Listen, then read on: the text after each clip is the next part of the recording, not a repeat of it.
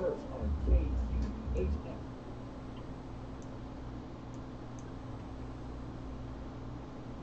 Welcome everybody to the sensational, really nice show that we have here. It's the awesome show with the two doctors, Mr. Sam. Well, only one doctor today, right? Only one doctor. Lynn will be missing, but I'm going to introduce you to Sam. Sam's going to take it over from here, live all the way from Tulsa, Oklahoma, your hometown. Is that correct, Sam? That's right, born and raised. Okay, so we're going to let Sam take it over. We'll zoom right in and let you take it over, Sam. Fantastic. All right. Well, thank you so much, Henry, for that introduction, and welcome, everybody. Thank you so much for tuning in to the Wild and Precious Optimal Living podcast.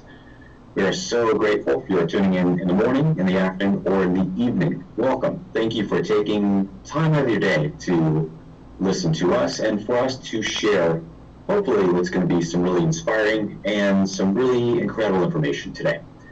So again, as always, this show is sponsored by our practice, Wild and Precious Optimal Living. We are a family, neurologically based chiropractic office located in the beautiful Wheat Ridge, Colorado.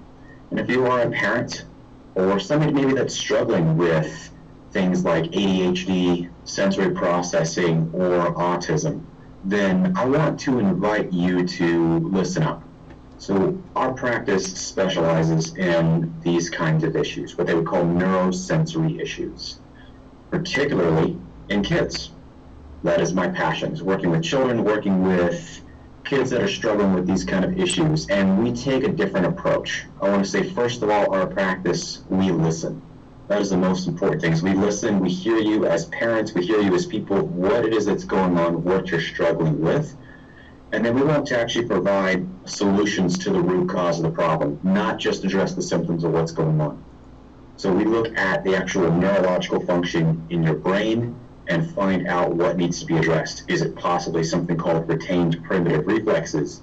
Is it a brain imbalance? Is it something functional that needs to be corrected, that maybe one side is working too much and one side is not working as well? Get those in balance so that the brain can work and do exactly what it needs to do. Okay? So give our office a call if you're looking for a novel and unique approach. Our phone number is 720-667-3650. Okay, so today is July 3rd. First of all, it's my mom's birthday, so happy birthday to you, Mom. She's turning 21 all over again. And it's also 4th of July weekend.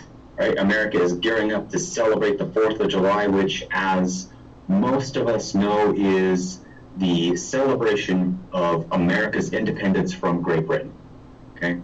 And if we can encapsulate, if we can put 2 words or 3 words down to say, what is 4th of July? If we were describing to somebody, it's freedom or it's independence, right? Those are the 2 words that constantly come to mind when we think of this holiday. So let's start off with a little history lesson about what is the 4th of July. So the reason that we celebrate the 4th of July is that it was the date in which the Declaration of Independence was ratified by the Second Continental Congress, where the 13 colonies, the 13 original colonies that make up now the United States of America, declared their independence from the British monarchy.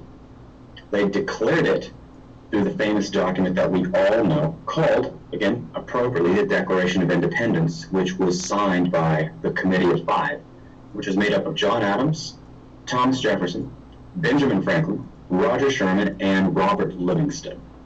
Okay, prior to this point, the colonies had become increasingly frustrated with, the policies and the laws and the taxes that were instituted by the British Crown.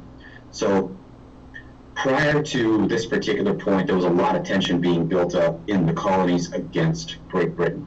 They had just come off the 7 Years' War, which is also called the French and Indian War, where the colonies not only had to volunteer their own people to fight in the war, but they were also having to help pay for the war in terms of food coming from the colonies, from supplies, from actual money going to the British Crown. And after this particular war ended, the British Crown the British Empire was in deep, deep debt. They were looking for ways to try and now fill the coffers again, put money back into the banks because they didn't have anything.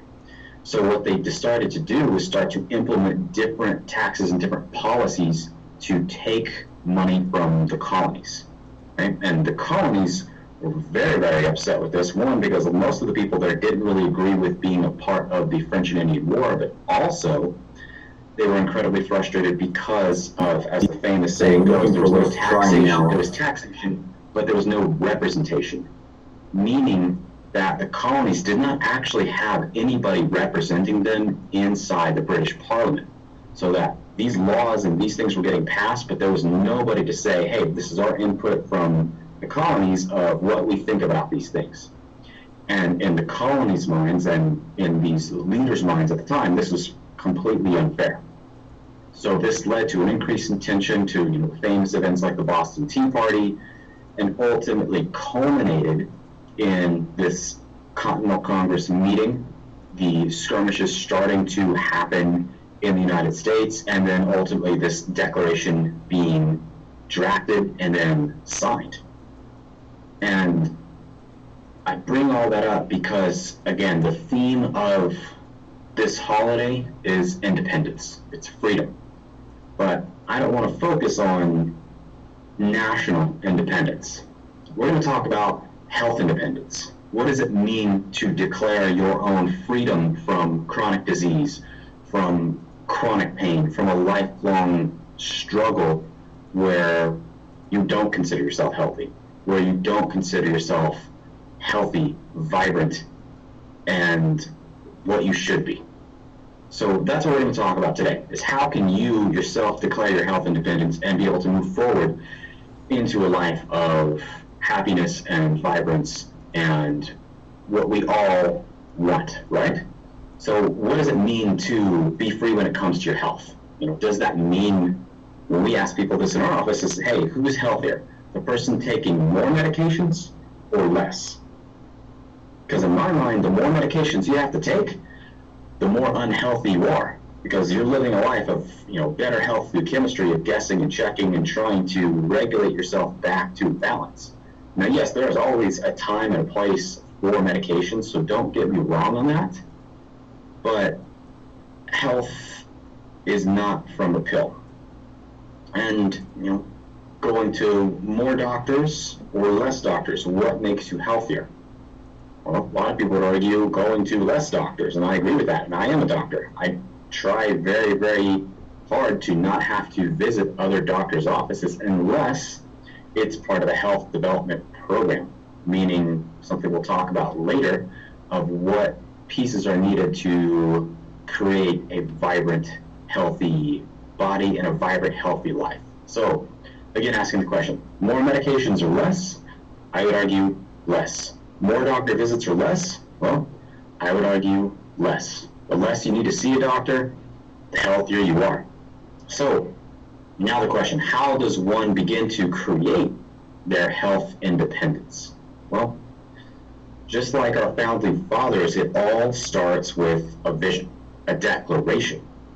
As the Declaration of Independence states, we hold these truths to be self-evident, that all men are created equal, that they are endowed by their Creator with certain unalienable rights, that among these are life, liberty, and the pursuit of happiness. It's probably the most famous sentence out of the Declaration. And we could go on a whole visual tangent today talking about the liberty piece in that sentence, but that's not our topic today. So let's stick to the first word, life.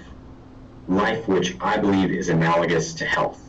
So breaking down that sentence, we hold these truths to be self-evident, meaning that these are obvious. It's the obvious things that all men, and you could say all men, meaning all men and women, are created equal, that they are endowed by their Creator, the higher being, whatever you want to call that, whatever your religious or spiritual background is, whether it's Christianity, whether it's Islam, whether it's Buddhism, Judaism, whatever it is, that we all have these unalienable rights, meaning that they are given to all of us. And health is one of those rights. We are all meant to be healthy.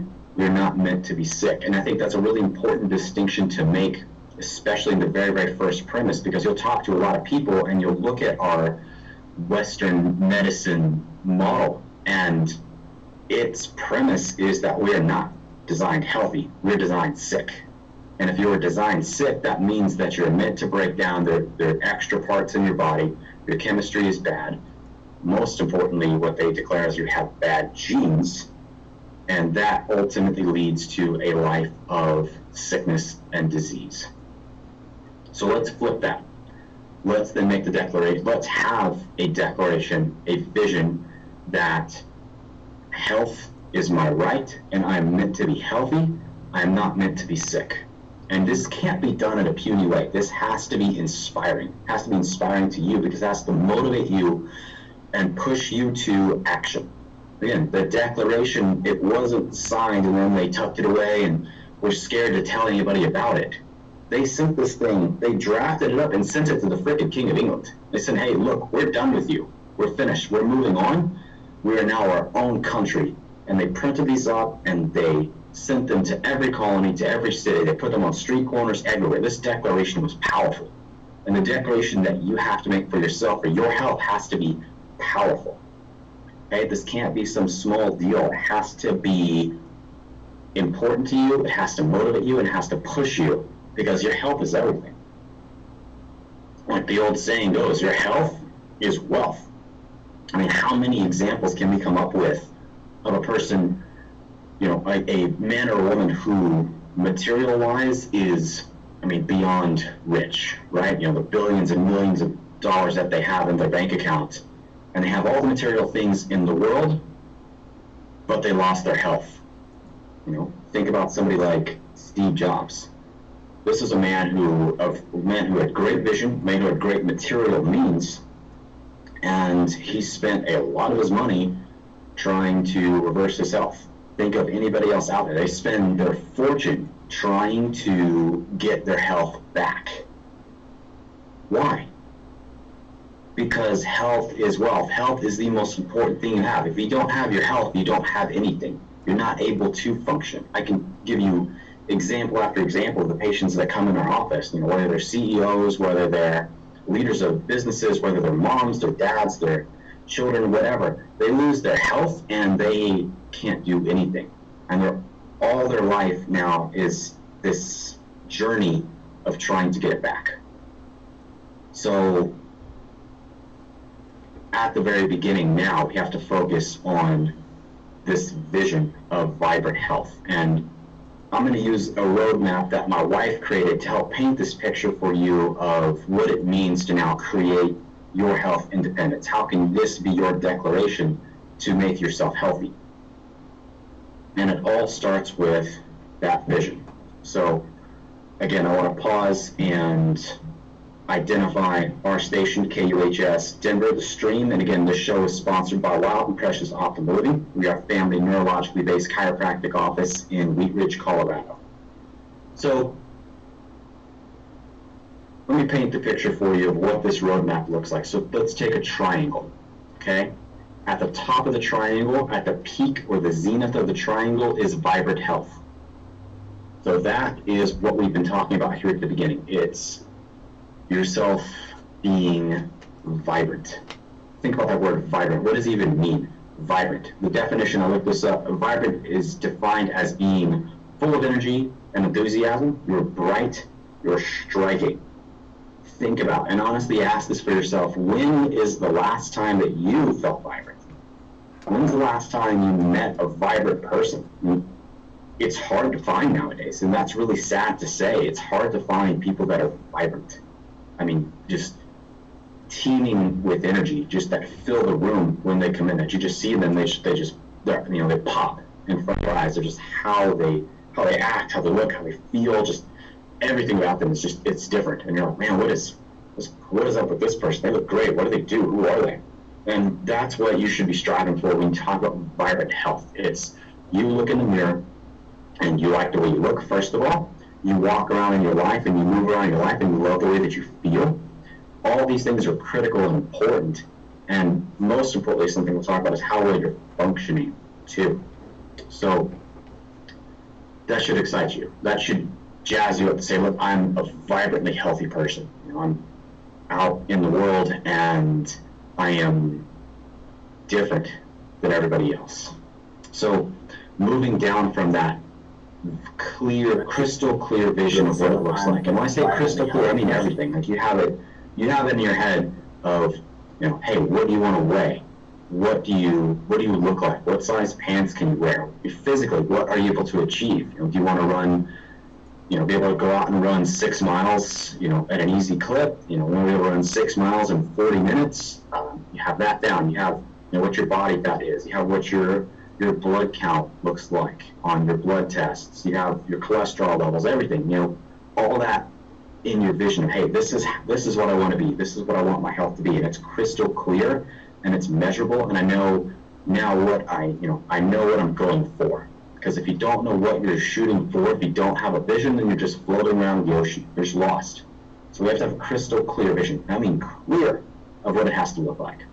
So then next level, we move down from that, and these are what I call the big three. This is what the majority of people will come up with and think about when we talk about health and what it means to be healthy, okay? So these three are movement, nourishment, and then recuperation. So movement, first of all. The first word most people will think of is exercise, and yes, that's a really, really important component of that. We need to exercise and we need to push our bodies to make them healthier, whether that's weightlifting, whether that's learning how to pick up, heavy objects and put them back down and be able to then pick up heavier and heavier weights. That also is cardiovascular exercise, which is how well you can metabolize oxygen and turn over oxygen and carbon dioxide, which is really, really critical to move. If you're climbing, we live in Colorado, so there's a lot less oxygen up there than there is in a place like, Oklahoma or Texas or anywhere else that's down near sea level. So you need to have a good cardiovascular health. For a big reason is that cardiovascular disease is the #1 killer in the United States. So having a healthy heart, having healthy lungs, it's really, really important. But movement, being able to, hey, how much can you lift? How far can you run? How flexible are you? Do you have any kind of mobility practice? Can you bend down and touch your toes to be able to put your socks on? That's a really important piece. But take away the word exercise for just a second, and as an adult, probably a word we don't get to do a lot of is playing. I've got a 3-year-old son. He plays all day. I look at a lot of other adults in my life, my friends and stuff like that, and even myself, don't play nearly as much as I should. And that's what's the beautiful part about holiday weekends like this is, families and stuff can get together, and hopefully a lot of people are getting together and socializing, and even with this pandemic going on, but getting together and moving and playing. So getting outside and playing. One of the big things we talked about in that last show that I had with Dr. Griswold, getting outside in grass or in natural bodies of water barefoot to increase your voltage. Because voltage is a big part of health that we're not going to talk about today. That's too deep for our discussion. But getting outside and putting your feet on the earth, how important is that? And moving and playing and laughing and all of these things that encompass necessary health. Because our brains grow from movement. So as we talked about before, your brain grows from the bottom up. You start with, your brain stem is developed in that first year of life and in the womb. And as a baby, you have these reflexes to help you move. Why? You have these reflexes to help you move because movement drives your brain. So you have this reflex where your arm sticks out, or somebody puts something in your hand and you grab it, or somebody strokes your face and you turn your head, to be able to then drive that sensory information up into your brain to grow the brain. You have this part of your brain that coordinates and calibrates these movements so you can get better and better at things. But this important part of our brain, the very front part of your head above your eyebrows, that's called your frontal lobe. Your frontal lobe is your humanity. It's your judgment. It's your inhibition. It's your emotions. It's who you are as a person. And all that grows out of your motor cortex. Okay, science has proven time and time and time again that movement is critical to drive brain function. It's also critical for mental health. There's a ton of studies out there that show a good, solid exercise regimen actually beats out any medication out there to treat anxiety and depression. because your brain needs these things. It's craving movement and it's craving playtime outside to drive your brain to make you healthy. So you have to move. Every day you have to move. You have to move more than you don't move. I mean, we have people that come in all the time that tell us, I can't sleep. I have trouble sleeping at night. And, you know, one of the first things we'll tell them to do is, okay, well, start getting up when the sun gets up, go outside for a walk, and then when the sun is setting at the end of the day, go outside again and go for a walk and start to match yourself up with those circadian rhythms of the sun and the nighttime. And lo and behold, guess what? They start sleeping. Why? Because they're moving their bodies and they're getting back into a rhythm, which is important. So the next one is nourishment. Something a lot of people talk about is nutrition. These are not the same. Nourishment and nutrition are two different things. They're very, very similar, and they're both important. So nutrition and nourishment is getting the necessary and proper foods for your body. So nourishment can be eating, you know, a good healthy salad. It can be eating a good healthy steak. It can be eating, you know, any kind of plant or animal, you know, anything like that. Nourishment can also be taking the time to actually eat it. Okay, I will totally tell you right now, I am really, really bad at sitting down and eating a meal and being present with it. And that's what I'm talking about, is the present time consciousness you have when you're sitting down and eating a meal. And sitting there first, and our good friend Nikki Burnett, who also has a radio show on the station, talks about this a lot. It's just the conscious eating, you know, sitting down and being present with your food, you know, observing it first and smelling it, and then pausing for just a second and having a little bit of gratitude for the food, for whatever it is. If it's a piece of meat, gratitude for the animal that gave its life to nourish your body. You know, if it's a plant, being grateful for the plant that gave its life to nourish your body. And then taking that first bite and enjoying the taste of it. Because most likely, if you cook the food, then you know how long it took to make it. It's going to take you longer to make the food than it is to eat it. But if somebody else made it, well, then taking that time to understand that that person took a while to prepare this meal. So it's being present with that, you know, then chewing it appropriately, chewing it a long time, and just being present with this thing and letting this environment, this situation, this experience nourish your body, because you have to pause for just a little bit. And, you know, in this holiday weekend, let's all pause for just a little bit and enjoy the present place that we are now.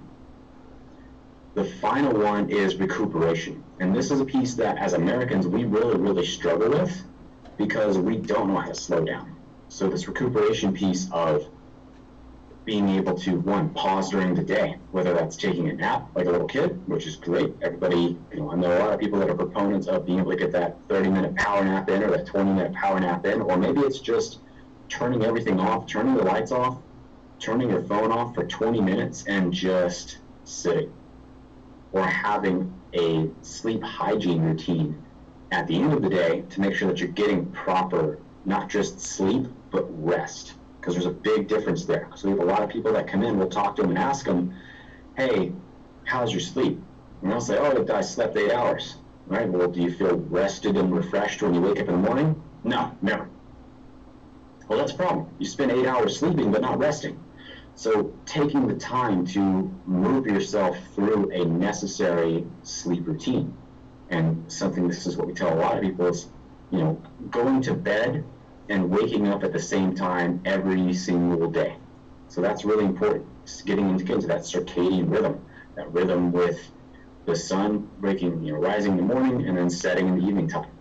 So being able to have a process of winding yourself down. The analogy I give a lot to people is sleep is a lot like sleep is a lot like landing an airplane. It's not like turning off a light switch.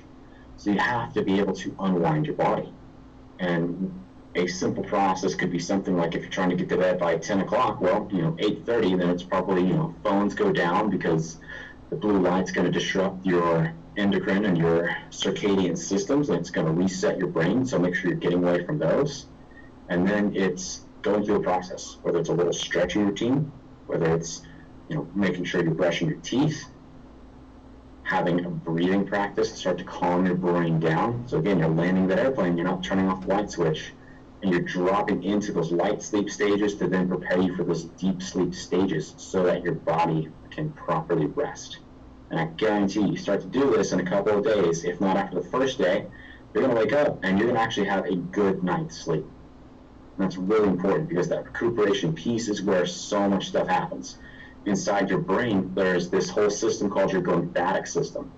And your glymphatic system is like the glial cells in your brain are like the glue that hold everything together. But at nighttime, what happens is these things create a space in the brain. This is what allows the brain to drain out a lot of the metabolic waste products and toxins and everything else that build up in the brain. But this only does this if you get into that deep delta sleep stage.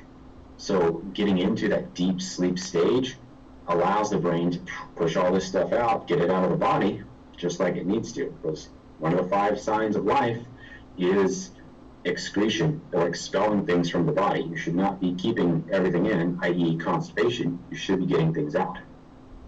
So those are the big 3. So we have the vibrant health vision at the top. Moving below that, we've got that movement piece or playing. We've got that nourishment piece, again, eating quality, healthy foods, and then that recuperation piece of resting, restoration. Very, very important. So the next level down from that is mindset. So mindset is like the lens of how you see the world. And this is a big piece in the meditation world, right? We're all constantly focusing on how do you see the world. You know, this is what you were taught by the old saying, your fathers, mothers, teachers, and preachers in your life. Who are the people that molded you to how you see the world? And this is a really big piece for what our country is really struggling with right now in terms of, you know, the Black Lives Matter movement, and how is our system and how are people really identifying people that don't look like them, right? What was their mindset? What was their belief systems that they were taught that maybe those belief systems were incorrect? You know, their BS is wrong. So being able to identify that, how has your mind been molded and shaped to believe what you believe?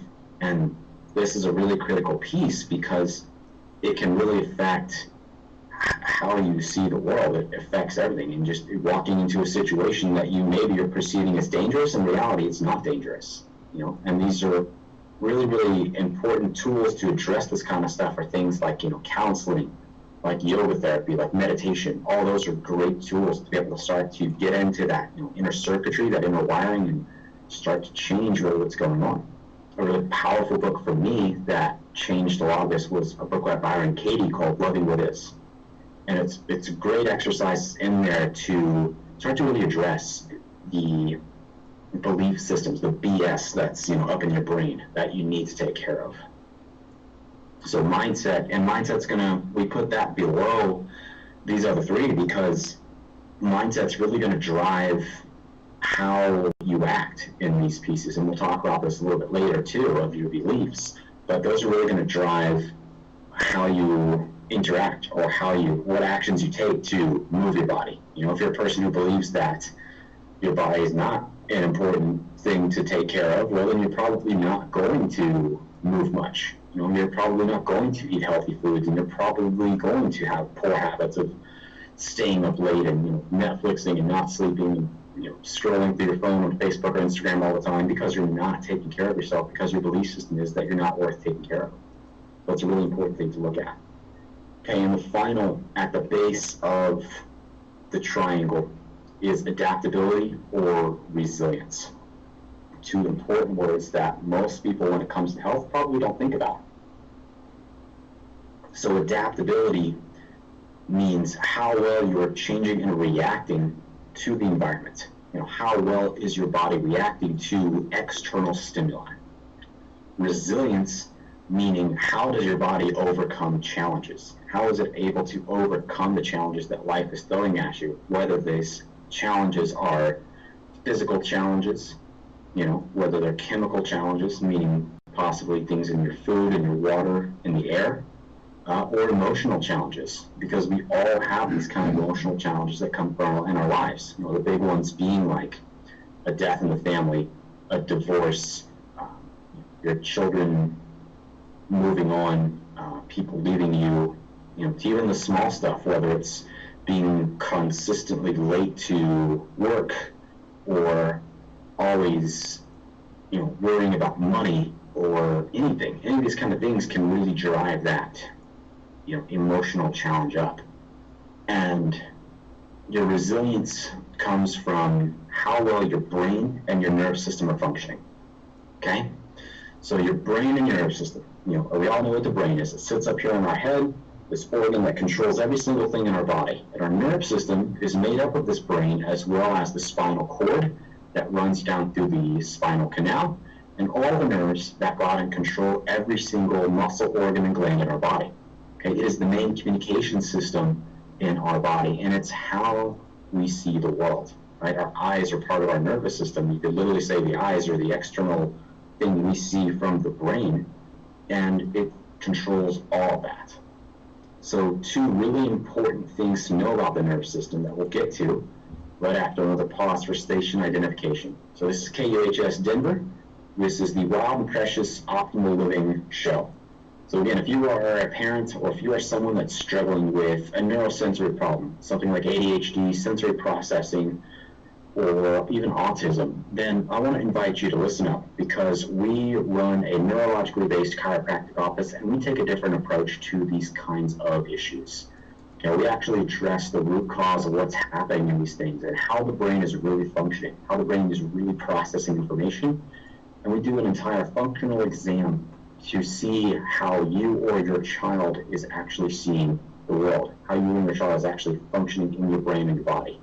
We take that information, we actually give you a customized plan to meet your health goals, right? This is not a, mold where we give everybody the same thing. This is individualized to you, each and every person. So if you're somebody who's looking for a non-pharmaceutical approach to try and change these particular issues or try to address these issues, then I invite you, give us a call. Our phone number is 720-667-3650. So we're at the base of the triangle talking about adaptability or resilience. Again, adaptability and resilience all comes from how our nervous system is controlling and coordinating all the actions in our body and how our nervous system is perceiving our environment. So you function in two basic states. And our autonomic nervous system, which is also our automatic nervous system, it functions in two different ways. You have what's called your fight or flight system, and you have what's called your rest, digest, and heal part of your nervous system. So fight or flight is exactly like that sounds.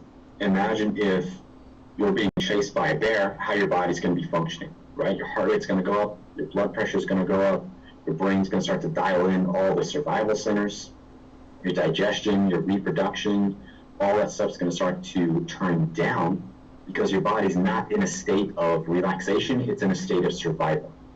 Now, the flip side of that is that what's called the parasympathetic nervous system, which is resting, digesting, healing. So again, when that starts to come online, your digestion's going to start to increase, reproductive hormones start to move through your body, your brain can now start to access the creative centers of your brain, your frontal lobes really start to fire up versus subcortical or lower brain centers that are all about survival start to quiet down.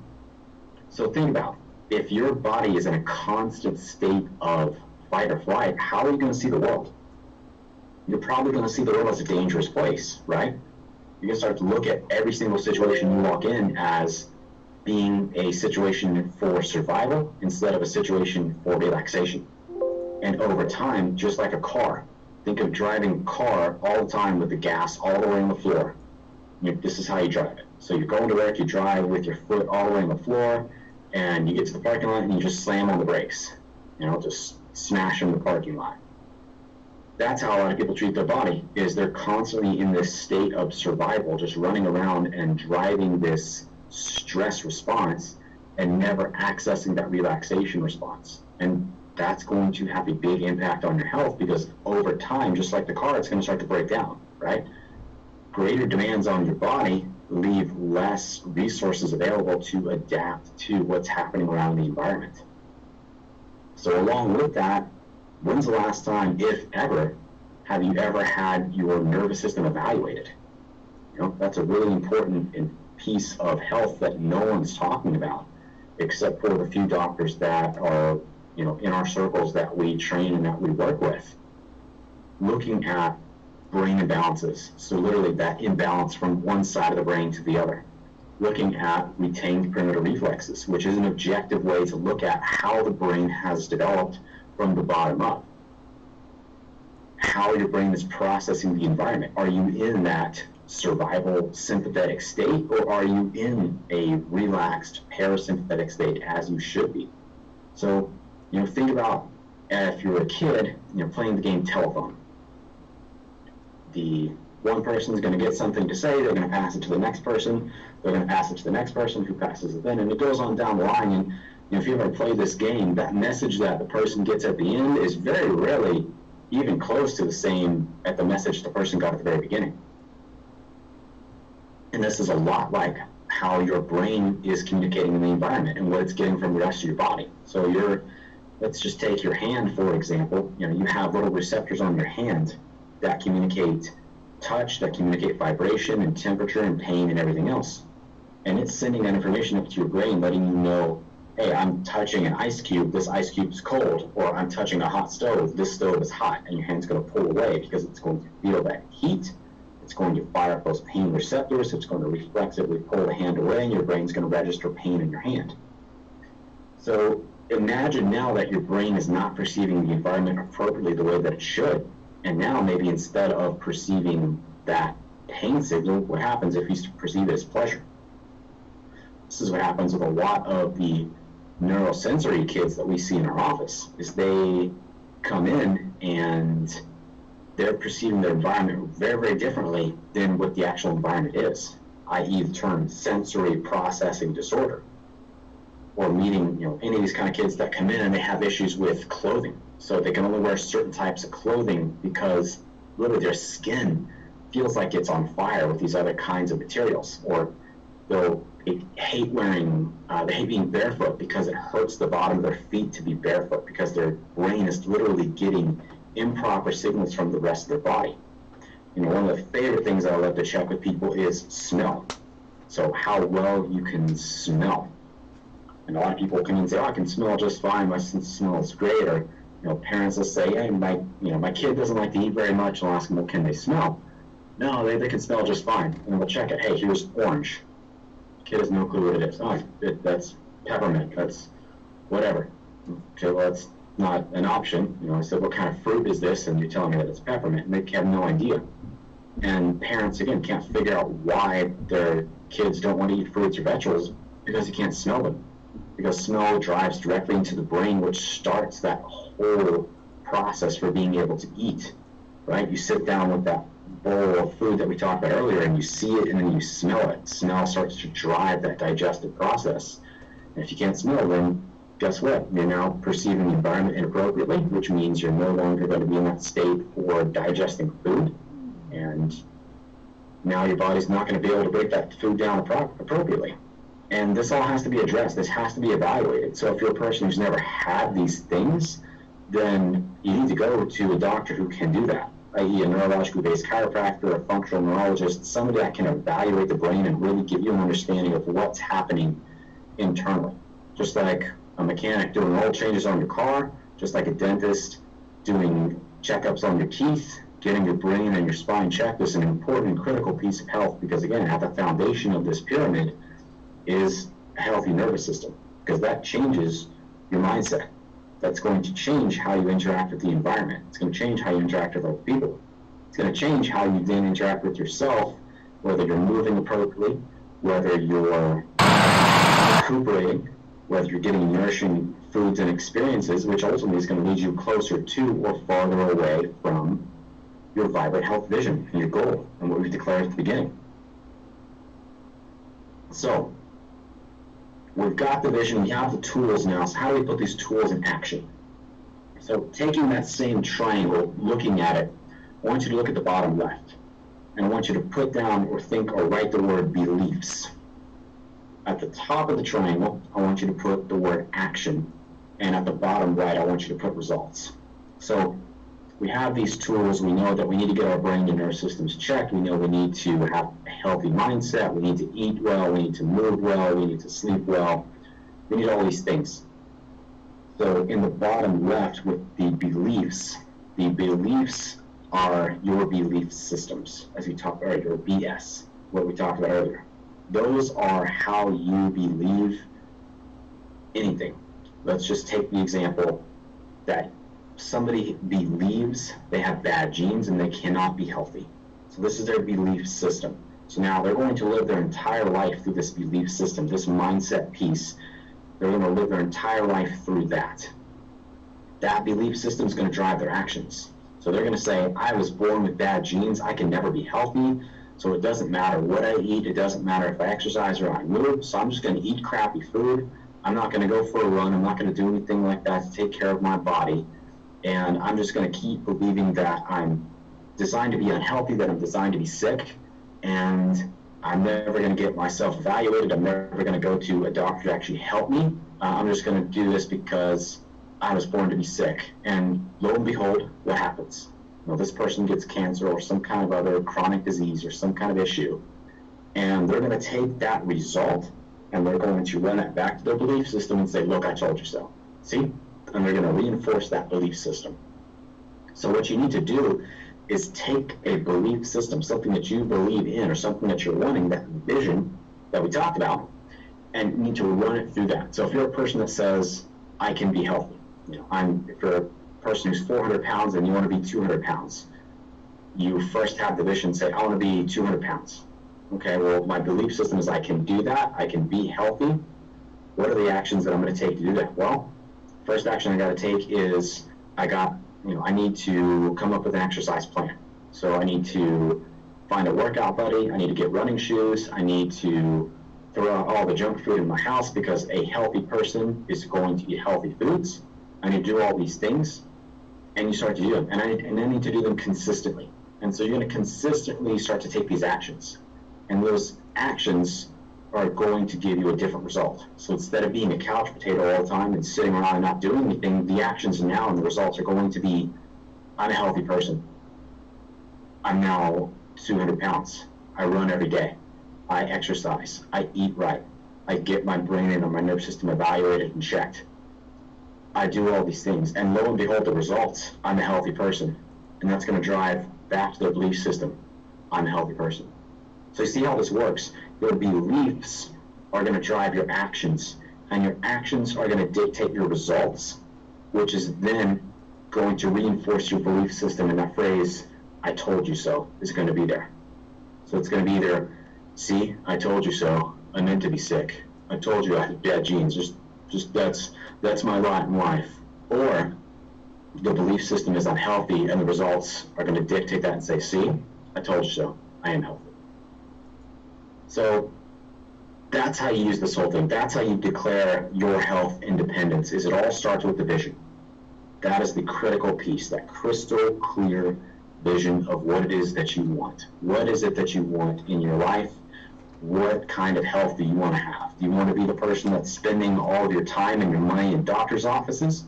Or do you want to be the person that's out there on the trails, conquering mountains and, boating on the ocean and free from all these different things, free from the chronic pain, free from the chronic digestive complaints, free from the brain fog, free from all these different issues, whatever it is. And then you have to move into those big three pieces. Are you getting good, nourishing experiences? Are you getting good, nourishing foods? Are you moving and playing every day more than you're not moving and playing? And then are you recuperating and are you resting? Are you taking time for yourself to regenerate and recuperate? And then it's about addressing the mindset, which again kind of talks into that belief system piece. What are your belief systems? And addressing those and really figuring out what is the stuff that you need to handle. Okay, health is not a passive process, it's an active process. And then most importantly at the bottom is getting your brain and nervous system checked, because you can do all these other things, but I can tell you right now, and the research will show it, if you have brain imbalances, if you have retained primitive reflexes, if you're in a sympathetic dominant state. You can do all this stuff, but you will not get near the results. It'll take 3 times the effort because you're working against your own neurology. You're working against your own physiology, and it doesn't have to be that hard. So getting these things checked, because we all have these pieces that are unknown to us, these blind spots that are not addressed, that need to be, and can only be seen by somebody else. We can't see them. That's why they're called blind spots. So we need to be addressed. They need to be evaluated, and they need to be corrected if you want to get the results that you want. So you address those, and then you move into the beliefs, right? You have that vision, and then you come up with the actions of what you need to take. And those actions are going to drive your results, and those results are going to reinforce your beliefs. And that is how you create a health independence in your life. That's how you do it. It's not complex. It's not complicated. It really isn't. Doctors and mass media and all these places that want to make you believe that it is. In reality, it's not. It's not complex. It's not easy. I'll say that. It's simple, but it's hard because it takes effort, and most importantly, it takes responsibility on yourself. Because at the end of the day, I've never seen a person yet, being held at gunpoint to take their medications every day, to eat, to put the fast food in their body. That's not how it works. It takes that consistent effort every single day to go out and, lace up the shoes and go for a run, to eat the salad instead of the fast food hamburger, to go to bed at 9 o'clock versus staying up till 1 a.m. watching Netflix. It just takes consistent effort to get where you're going. All right? So I want to thank you guys for tuning in today. I want to thank you all for listening in. I hope all of our American listeners have a safe and happy 4th of July. Thank you to all our international listeners out there for tuning in. And as always, I want to leave you with the final question. What is it you plan to do with your one wild and precious life?